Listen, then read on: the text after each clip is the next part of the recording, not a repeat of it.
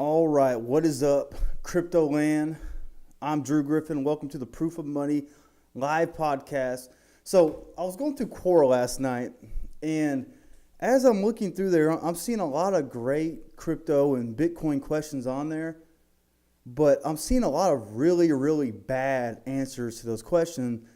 And there's an overwhelming amount of people who have no understanding of crypto, and they're out there explaining to people and, trying to break down what Bitcoin is or explaining these answers to people over cryptos, and they have no idea what they're talking about. Okay, so what I want to do with my live show today is I would like to go through some of these questions because, like I said before, there are some really good questions out there, but they're just being filled with just horrible answers. And so I want to break down a lot of these questions, give some actual reasonable answers to it, and then leave me your comments, leave me your feedback on what you think. If you have any questions, I'll answer it on next week's live show on Monday. Okay, but make sure you leave those in the comments, whether you're watching on Twitter, Facebook, YouTube, whatever it may be. Okay, so the first question I want to go over real quickly, and I saw this one. Is it too late to get into crypto trading and investing? And if not, which are good to start with, okay? And what really stuck out to me is the answer right here. Okay, so Florence Jonathan, consultant at Freeman Initiatives, answered, people should know that there are other ways of making more on Bitcoin and other cryptocurrencies. Example, investing on platforms like CoinStation, where you get 100% ROI on invested cryptocurrency after 7 days. Okay, so they're claiming after 1 week, you can double your crypto investment.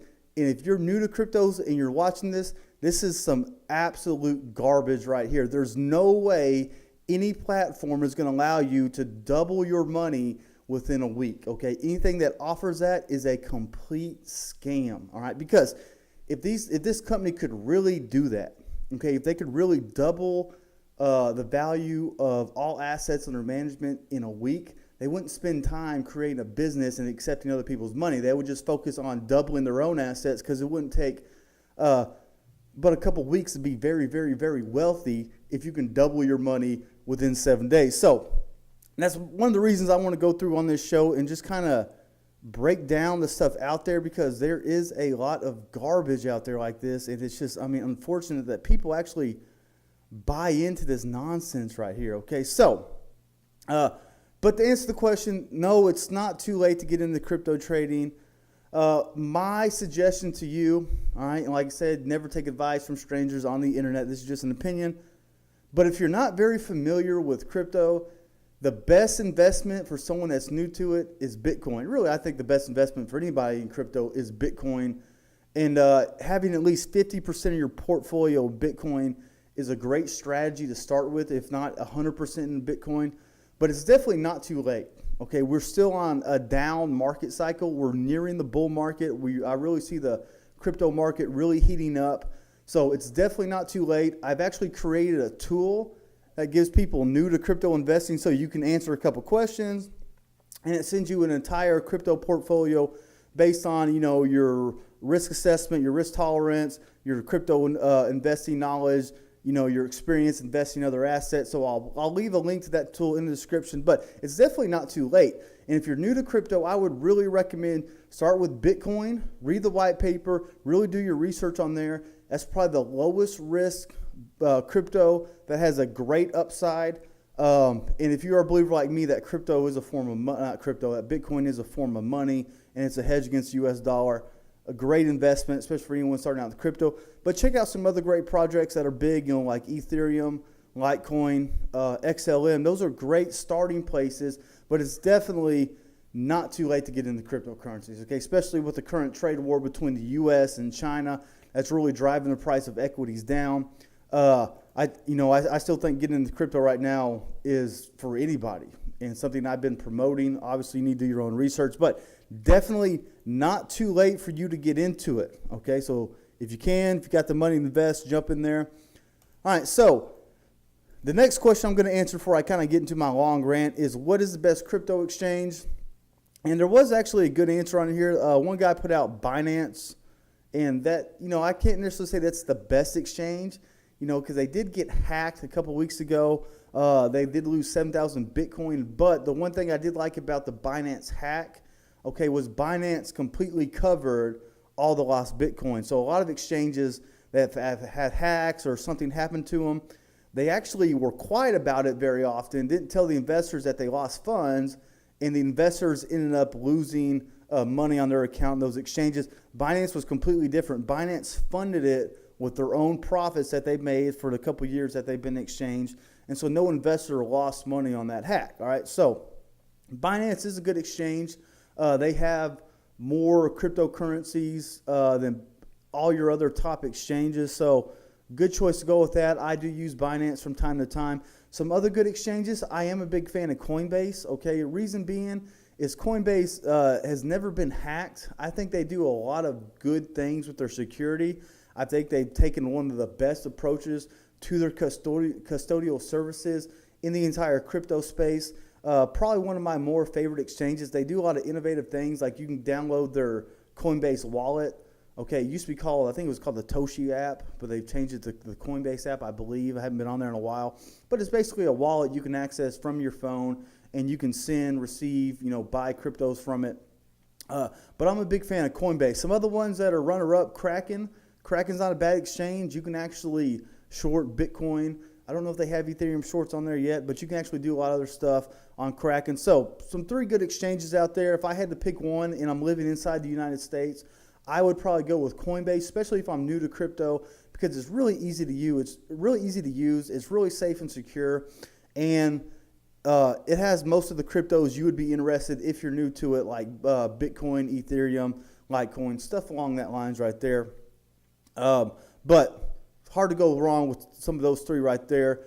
If you're new to crypto, I would really avoid some of the sketchy exchanges, because every single month, one of these exchanges get hacked. So if you're not really familiar with how to protect your private keys, how to protect your crypto assets in cold storage, I don't know if I would use a real shady exchange. But all right, there's lots of different stuff out there for you.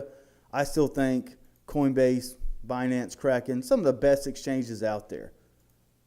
Okay, so kind of the thing I'm going to spend a lot of time on, and I saw this, are all cryptocurrencies simply a speculative investment instrument?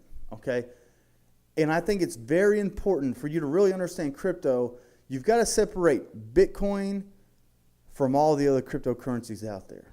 Okay, I think there's a fine line between Bitcoin and everything out there. I think Ethereum's kind of edging away from the group of cryptos because of all the development on there. But the first answer that popped up is the guy said Bitcoin does have few uses beyond speculation, and the biggest use of Bitcoin, okay, it's not speculation. The biggest use of Bitcoin is a long-term store of value. Now, people always fuss at me and call me an idiot for taking this claim, but you don't have to spend Bitcoin for it to be useful. And I know that's hard for people to understand, because we've been brainwashed from governments for centuries, okay, into believing that the only way to use a currency is to spend it. Okay, and so before I kind of go in this rant over Bitcoin just being mainly used for a store of value, I think it's very important to understand there's a difference between money and currency. Okay, and I don't give a damn what the dictionary says. All right, the person that wrote the dictionary does not understand money. His job is to write simple definitions in a book. So for all you dictionary thumpers that go out there and say, oh, this is what the dictionary says, all right, don't care what the dictionary says. All right, that guy doesn't understand money like I understand money, and like all the smart people who invest their assets understand money. All right, money was meant to store value over long term. Okay, the U.S. dollar used to be money when it was backed by gold. All right, that when it was backed by gold, all right, it wasn't a victim of inflation like it is today. The moment the U.S. dollar got taken off the gold standard, it went from being money to currency. Okay, so there's a big difference there. Money is something that you can transfer value, but more importantly, it'll store value, and that value will not diminish over the long term. Currency, okay, is something that can be spent like money, all right, but it's not money. Okay, the main reason being its value, all right, does not maintain over the long term. Every single fiat currency in every government in existence right now, Okay, they all inflate their money supply. So every government in the world has a spending problem. They cannot control their spending. Each year they spend more money than they did the year before. To make up for this spending, they just print more money. Okay, they print more currency and they call it money. That's the big difference right there. So over the long term, everybody that has invested, in that currency is losing its value every single day. That's why the smartest and most wealthiest people in the world do not have large cash positions. Most of their money is tied up in equities, bonds, any type of asset that would more than likely increase in value over the long term than something like the US dollar or the pound, whatever it may be, that is guaranteed to lose money every single day. Every single day there are more US government currency, than there was the day before, making the value of the US dollar, go down over time. And you can easily Google the purchasing power of the US dollar 50 years ago versus today. Think about it, like 1950s, Dr. Pepper was like a nickel. Now it's nearing $2. It's called inflation. So holding on to large sums of cash in your savings is actually a bad idea because that cash is losing value every single day. What you want to do with that money is park it into an asset where its value is going to increase over the long term. So that's what Bitcoin does. Bitcoin is a store of value that can be easily transacted between anyone around the world without a third party, and it provides a financial service and a financial medium to anyone in the world, especially in developing countries where financial services are not available to them. So that has a use right there. And I know it's hard for people to think, money's only meant for spending. No, it's not. Think about this. If you have a safe, what does a safe do? It sits on the ground, it stores valuable things and protects it, Protects from people getting in there. You don't take a safe around with you like you do your wallet, to the store because it doesn't make sense that way, all right? But although you don't carry around a safe, it still has a use. Its use is to store your valuables and protect them from people you don't want getting into that safe.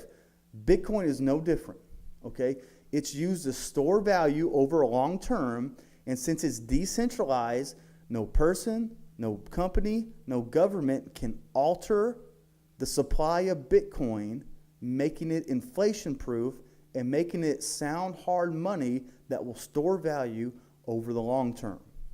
That's its use, Not a speculative investment. It's a useful investment, and has use behind it. Now, a lot of cryptocurrencies that came out after Bitcoin are considered currencies, A lot of them are made for day-to-day transactions, buying coffee, buying stuff at the store, whatever it may be. Some are used as a currency on a network, So if you want to develop something on the Ethereum network, you have to have Ether, and that's the currency you use on the network. So, big main difference between money, currency, Bitcoin's a money, it's not a speculative investment, It's a hedge, all right, as a store of value against the inflating currencies that every single government in the world prints out more and more every single day. All right? A lot of other cryptocurrencies, probably a lot of speculation going on in there. Just depends what you're looking at. There's so many now. And there are a majority of cryptos that are just, really just crap, But there are some really, really great projects out there. I think Ethereum's one of them. Big fan of Litecoin, what XLM's doing. So some really good stuff out there. And like I said, if you're new to crypto investing, I'll provide the link of a tool. It takes 5 minutes. You answer some questions. It'll shoot you a portfolio back to you. And you can just use that as kind of as a teaching tool, a way to kind of get some research and then develop your own portfolio and investigate cryptocurrencies yourself, right? Well, hope you enjoyed this live stream. I didn't live stream with the YouTube, but I'll upload that video later for you. If you liked it, subscribe to my channel, give me a retweet, send this with your friends and family. Make sure you subscribe to me on YouTube. Follow me on Twitter @DrewGriffin. If you have any questions or leave me your comments, I'll respond to you the best I can. Thanks for watching. This upcoming week, I'm going to release a couple podcasts on my channel. Make sure you go to the Proof of Money .substack.com. I just released my latest newsletter. It's free to sign up for the entire month of June. Hop on there. I put out content almost every single day. Sundays, I release a weekly newsletter talking about the Bitcoin market, the crypto market, some investment strategies on there. So make sure you check that out. Make sure you subscribe. Thanks for watching. As always, I'm your host, Drew Griffin. This has been the Proof of Money Live Podcast.